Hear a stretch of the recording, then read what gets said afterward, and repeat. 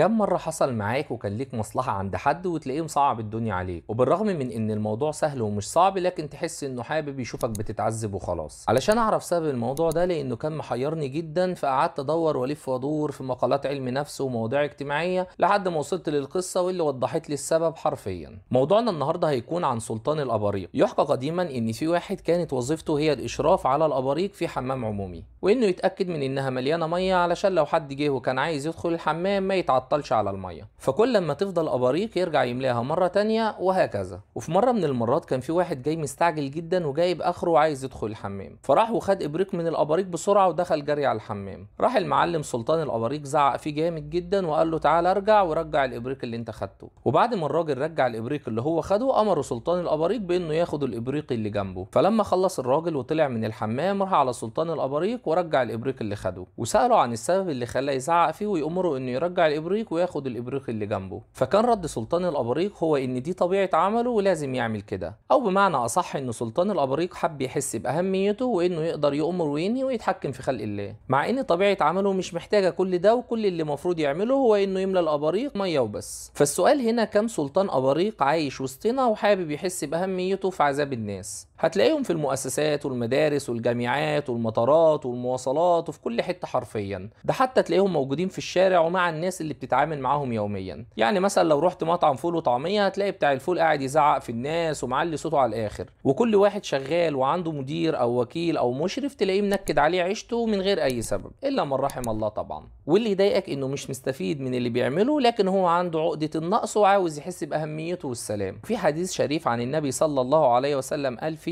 اللهم من رفق بأمتي فأرفق به، ومن شق على أمتي فشق عليه. فتستغرب من ميل الناس للشدة والتضييق على خلق الله وخلاص في كل صغيرة وكبيرة، لدرجة ان معظم الناس إلا من رحم الله بقوا شايفين المحترم واللي قلبه طيب انه ضعيف وعديم الشخصية. وهقول لكم على حديث دلوقتي واحفظوه صم وخلوه دايما في راسكم، وانه عن النبي صلى الله عليه وسلم قال: يحشر قوم من أمتي على منابر من نور يمرون على الصراط كالبرق، لا هم بالأنبياء ولا بالصديقين ولا بالشهداء، إنهم قوم تقضى على أيديهم حوائج الناس. فرسلت لكل مسؤول أو مدير أو موظف أو دكتور أو عامل أو أيا كان، خلوا بالكم جدا وانتوا بتتعاملوا مع الناس، وخليكم دايما فاكرين إن في ملاكين بيكتبوا كل اللي بتعملوه، وكل أعمالكم هتتعرض على رب العالمين، واللي وقتها الندم لا هيقدم ولا هيأخر. فكم من سلطان أباريق جوانا وإحنا مش حاسين بكده. وهنا نكون وصلنا لنهاية الفيديو. خدوا بالكم من نفسكم. سلام عليكم.